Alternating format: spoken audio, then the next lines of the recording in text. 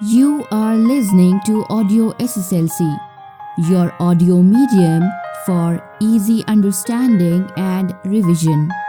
To download a copy of this recording, please visit audioSSLC.com. Unit 6. Play. Before you read. 1. Something that there are three kinds of people in this world. You may call them cans, can'ts, and won'ts. Some of the qualities are given below. Write them in the respective column. 1 is done for you. 1. They are always confident of their ability. 2. They think they are too weak to take up the challenge. 3. They are able but unwilling to take up any challenge. 4. They like risk-free job. 5. They are spirited and determined. 6. They are always overruled by the consequences of the challenge. 7. They are by nature lazy and easily satisfied. 8. They are fit to rule, they think. 9. They lack confidence in themselves. 10. Nothing can stop them from reaching their goal. 11. They always say it is highly impossible. 12. They are optimistic. Exchange your list with your friends. If you find some other qualities, add to the list. Write them in the space. Now, read the play to know about a daring leader. The Discovery by Herman Auld. Christopher Columbus first saw the light of the New World on the night of 11th October 1492. Before he could achieve this great feat, he was often at open defiance with his crew. Based on this, the play builds up a conflict of great imagination. Read the play of Herman Auld to see how this conflict is resolved. Characters: Christopher Columbus, Pedro Gutierrez, Pepe, a page boy, Juan Patino, Diego Garcia. Seamen: Francisco and Guillermo Iris are the two seamen. The song of seamen is heard. It is a scarcely distinguishable murmur. Here's a keg o' rum, to kingdom come. The devil laughs, but God is dumb. Juan, sharply: They ought to stop that. The captain is always furious when he hears it. Diego: Shan't we even sing to keep our spirits? Shh! They attend with assumed assiduity to the rigging. Pedro Gutierrez comes in. He is somewhat surprised when he sees the others. Pedro: Who's that? Diego, rising: Diego Garcia and Juan Patino, sir. Pedro, inclined to be communicative: It's dark. I would welcome the moon. Diego: Aye, aye, Don Pedro. Some of us would welcome the coast of Spain still more. Pedro, pumping: Impatient, Diego? Diego, surlily: There are limits to patience, sir. Pedro, humoring him: And you've reached them, eh? Diego: We are like bats trying to fly by day. It's time he gave way. Why should one man have the lives of 50 in his hands? Pedro, with authority: I hope we are not entertaining mutinous thoughts, Diego. Diego: Mutiny is an ugly word, sir. Pedro: And an uglier deed. Juan, finishing his job at the rigging, rises and with a salute goes off. Columbus comes in. He is a tall, well-built man of 46, hair prematurely white, complexion fair, almost ruddy. A man of quick temper and irritability, which he controls only with an effort. His face in repose is melancholic. Seeing Don Pedro in conversation with Diego, he looks a trifle suspicious. He turns quickly to Diego. Read on. Columbus: That candle on the foremast is guttering. See that it is put right. Diego, sullenly. Aye, aye, sir. Columbus, recalling him. And Diego? Diego, coming back. Yes, sir. Columbus, this is the quarter deck. Diego, yes, sir. Columbus, a good sailor knows his place. Diego, with repressed fury. Yes, sir. Columbus points off. Diego, scarcely concealing a scowl, goes off. Seamen, off, singing. Here's a keg o' rum to kingdom come. The devil laughs, but God is dumb. Columbus and Pedro descend to the quarter deck. Columbus, Pedro, they drink too much. Pedro, they are simple men and must have their relaxation. The next words break from him almost involuntarily. We have not all your visions, Captain. Columbus, impatiently. It is my will. Is that not enough? Pedro, bowing his head. I am answered. Columbus, hastily. Forgive me, Don Pedro. A curb for my tongue. Oh, a curb for my unbridled tongue, my worst enemy. More quietly. My will, friend, because God's will. Shall that suffice? Pedro, not appeased. I do not claim your confidence, sir. Columbus, thundering again. I claim yours. The sound of the seamen's song is again heard. A blight upon their singing. Bid them stop. Pedro goes off with an air of discontent. When he is alone, Columbus looks out to sea, muttering, Mystery? Would God implant the desire to solve mysteries and not provide the solution? Suddenly, Pepe runs up the steps to the poop. Columbus is startled. Who is that? Read on. Pepe. Me, Captain Pepe. Columbus, frowning on him. Have you been there all the time? Pepe. Please, sir, I am off duty. Columbus. Then why aren't you down below? Pepe, whimsically, knowing that he is privileged. I prefer your company to theirs. He points below. Am I in the way here, sir? Columbus, humoring him. What a boy! And what do they say of the preference? Pepe, I don't speak to them. I hate them. Columbus, Shh, Pepe, and get you gone. Pepe turns reluctantly. Quick! The boy goes more quickly. Here, you heard what Don Pedro said? Pepe, yes, Captain, and he is the best. Columbus, but even he doubts. Pepe, everybody doubts, except me. Columbus, bitterly, everybody? Pepe, eagerly, except me, Captain, except me. He goes to him impetuously. Columbus, laying a hand on the boy's head. You're young enough to have faith. Thank you, boy. The seaman's song is heard again. Pepe, they are horrible when they drink too much. They say it makes them forget. Columbus, poor fellows. Pepe, approaching nearer. Captain, be careful. Sometimes they are desperate. The song surges up like a growl. Read on. Columbus, that is ugly.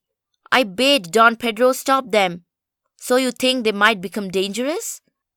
Don Pedro returns. Go, boy. Pepe moves away, but does not go out. Well, Don Pedro? Their singing changes to a roar. The deepening of their discontent is ominous. The noise grows louder. Pedro, Captain, they ignore my order. Columbus, furious. I'll make an example of one of them. Suddenly, hello there! What sneaking mischief maker is that crawling about the deck? Show yourself. Pepe, who has been unobserved. They shan't! They shan't! Columbus, Boy, come here. What were the words? Pepe, almost weeping. He said, the Santa Maria will be the lighter for his carcass. Columbus, bitterly. He said that? Did he? He blinks, is moved more than he will show. Francisco. I'm sorry, sir. I knew how high feelings had run. Columbus, authoritatively. Send Guillermo Iris to me.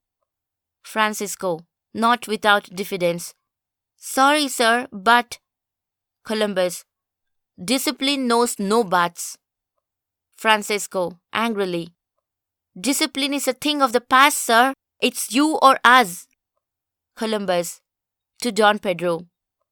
Don Pedro, let Guillermo Iris be sent to me. He shall know what it is like in irons. Read on. Pedro is halfway down the stairs to the quarter-deck when Guillermo Iris and other seamen rush in an angry mass towards Columbus, growling like infuriated animals. Columbus, in a thunderous voice. Stop! What is the meaning of this wild uproar? The men stand transfixed. The first man to move shall spend the rest of the night in irons. There is a perceptible pause, during which nobody moves. Then, with a wild cry, Guillermo Iris breaks away from the others and advances towards Columbus. Guillermo. And who's to put him in irons? We are 30-1. Columbus, calmly. If nobody else is available for the office, I will perform it myself. Get below. Let me hear no more of this. Guillermo, in high excitement. We've stood too much. We've been duped day in, day out. We are men with the common feelings of men. We want our homes and our families. I say the Santa Maria shall turn her helm towards Spain at once, or we are not men, but sheep. Columbus, still calm. And who shall navigate her? Guillermo. There's plenty here who can do that. The devil's with you. We all know that, riding the easterly wind. But we are not men unused to the sea. Once clear of this devil's track to nowhere, we'll blow our way back home. Signs of assent from the rest of the crew. Columbus raises his hand, appealing for silence. He is paler than his wont, but very calm. Columbus. Don Guillermo, you are an excellent sailor, a man of abundant resourcefulness. Some day, if your tongue does not run away with your discretion, you will achieve prosperity in your calling. Today you are an able-bodied seaman, and no more. I am your captain. Your duty is to obey me, as mine is to obey the royal sovereigns of Spain who sent me. Let that be clearly understood between us, and we shall not fall out. Now return to your duties. Again a perceptible pause. Columbus's authoritative manner holds them. Presently Diego breaks out. Diego. Words for children, froth and scum. We are men. Reason with us. Columbus. Silence! The tone of authority calms the men, who remain, however, in a huddled crowd, murmuring discontentedly. Columbus turns and goes up the stairs to the poop, where he stands and looks down upon the men. You are listening to Audio SSLC, your audio medium for easy understanding and revision. To download a copy of this recording, please visit audiosslc.com. Diego, snarling. I suppose you think you're on holy ground now? He bounds towards the stairs. Voices, tumultuously. Have him down. Pitch him overboard. Put him in irons. Devil's tool. Italian renegade. They are about to stampede up the poop gangway, when Pepe runs to the foot of the stairs and stands with arms spread out. Read on. Pepe. Cowards! Cowards! You'll have to kill me first. Voices. Out of the way! Devil's whelp! Lickspittle! Columbus. What? Does a child stand between me and death? Silence follows the commencement of his speech. Pepe, going to him quickly. My captain! The men are somewhat sheepish. Columbus. Pepe, this is a voyage of discovery. The men growl. I set out to discover a new world, a radiant land beyond unknown seas, to find new wealth and dominion for our sovereign king and queen, new souls for the sacrifice of our Savior to redeem. So far, I have discovered but one thing. He pauses and continues with slow deliberation. I have discovered that when a man is given a vision, he must follow it alone. Loyalty passes like seaweed on an outgoing tide. Friendship breaks as a mast hollowed by worms breaks. Discipline, duty, and honorable obedience are bubbles that burst at the first contact. There remains but oneself. That is my only discovery so far, Pepe. Pepe, his eyes gleaming with excitement. Captain, I am loyal. I am still obedient. Still your devoted servant. Columbus, with some emotion. I am not ungrateful. Pedro, scraping his throat with dignity. I hope my loyalty has never been in question, sir. He salutes. Columbus, returning the salute. You have sometimes been silent, Don Pedro, when speech would have made your loyalty clear. But I thank you. Columbus turns and looks out at sea. For a moment his attention is fixed. He peers more earnestly into the darkness. There is a movement among the men. He turns. Juan. We are simple men, sir. Columbus, hastily. Shall simple men judge their betters? Guillermo, surlily. We may as well wait till tomorrow, at any rate. Columbus. Dark deeds are better done in the dark. Guillermo, scowling but sheepish, slinks off, followed by one or two of the seamen. Francisco. Desperate men do not always act up to the best that is in them, sir. Columbus, with quiet irony. I thank you for reminding me, Francisco. Your best cannot be bettered. Good night.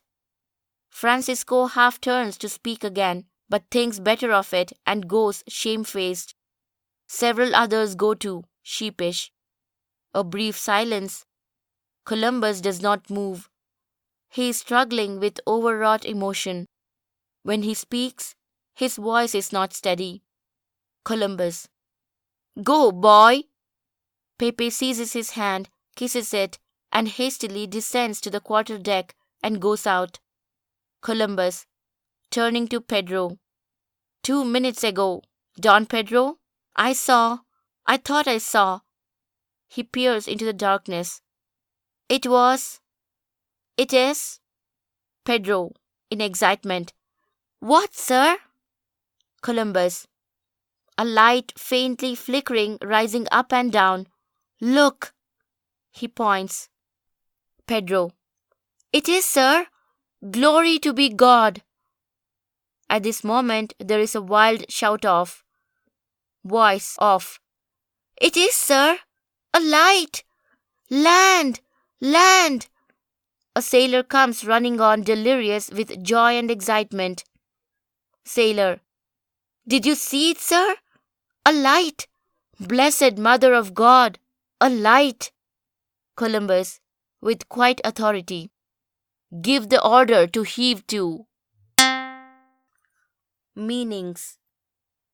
Assumed assiduity. Pretended interest. Rigging. Work of sailing. Mutinous. Rebellious. Surlily. Rudely. Pumping. Encouraging. Ruddy. Pink and healthy. Melancholy. Very sad. Trifle. A little. Guttering. Unsteady. Scarcely concealing. Not hiding. Scowl.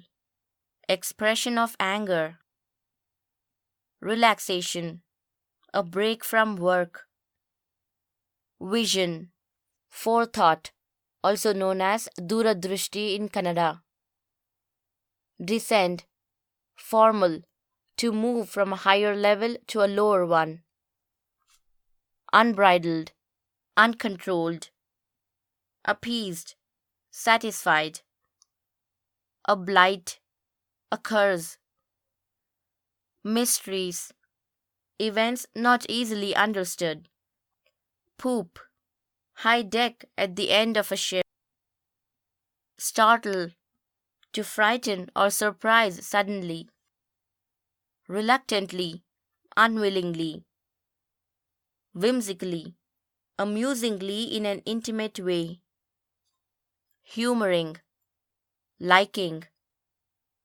impetuously, without any fear, surge, to rise and fall forcefully, ominous, bad, sneaking mischief maker, suspicious troublemaker, carcass, dead body, blink, to shine dimly or intermittently, not without diffidence, with same hesitation, infuriated, with great anger, transfixed, stopped, helm, a lever or wheel controlling the rudder of a ship for steering, wont, to have the habit of doing something, discretion, ability to do right thinking, in irons,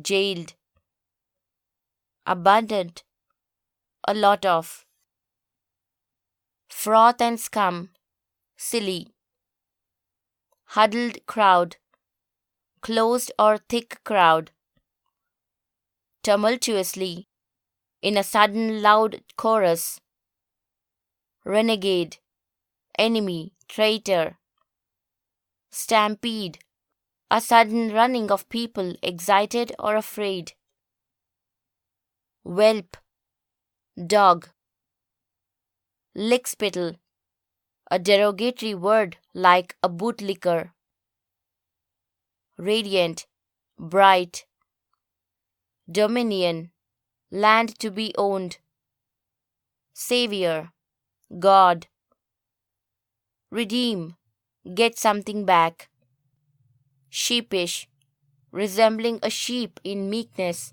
stupidity, or timidity, mast, ship's pole, deliberation, discussing issues and making decisions carefully, gleaming, shining, pierce, looks, loyal, obedient, scrapping, clearing, overwrought emotion, deeply sentimental, reminding, remembering, slink off, goes out like a sheep, faintly flickering, dimly shining, heave to stop, delirious, almost mad, speak well, seeking permission. Imagine Columbus meeting King Ferdinand II of Aragon and Isabella I of Castile to seek their permission for his voyage to find sea route to India. Complete the dialogues choosing sentences given in the box. Columbus: Good morning, Your Majesty. Ferdinand: Very good morning. Isabella is left blank. Columbus: Yes, Your Majesty. Could I present my plans? Isabella: First tell us about your destination. Columbus. Space is left blank. After a long pause. Isabella: Dear Columbus, our committee members feel that you have grossly underestimated the distance to India. Columbus: I beg your pardon. They are wrong. Isabella. Space is left blank. Columbus. Oh no, please don't do that.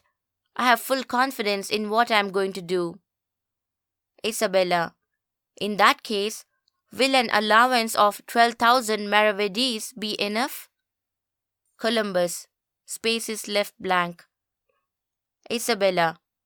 Of course, we'll give an order to provide you with food and lodging till you get ready to sail. Columbus. I am extremely thankful to your majesty. Isabella. Space is left blank. A. As your majesty desires. B. Thank you so much. May I ask for something else too? C. They also feel your idea is impractical. In fact, they insisted that we reject it. D. Columbus, are you ready with your plan? E. I have a great desire to find out sea route to India. F. May God bless you. Bon voyage. Note: when asking for permission to do something, we usually use the word please to make the request sound more polite. It's not grammatically necessary to use please, but you may sound rude if you don't use it. A more important way of showing politeness is the tone of voice or intonation. Even if you use the word please, you can sound rude if your intonation is not correct. Generally, the longer the expression, the more formal and polite it sounds. So, the tone signals politeness in a spoken request seeking permission. May I come in? Allow me to have a look at it, will you, please? Can I sit here? If you don't mind, could I use your pen? Expressing agreement. If you don't mind, we'll sit for a while and relax. I agree with you totally. I couldn't agree with you more. Weak. I suppose so. I guess so. You have a point there. Tell me about it. That's for sure. You're absolutely right. Absolutely. That's exactly how I feel. Exactly. Know about the poet. Born 1886 AD. Died 1951 AD at 65 years of age. Herman Old is a well-known author. Some of the published works of Herman Old include Cinderella, a play in 4 scenes, that is Baker's Royalty Plays; Dick Whittington and His Cat, a play in 4 scenes, that is New Plays from Old Stories, 2nd series; Ali Baba and His Son Hadji, a play in 4 scenes, that is French plays for juvenile performers;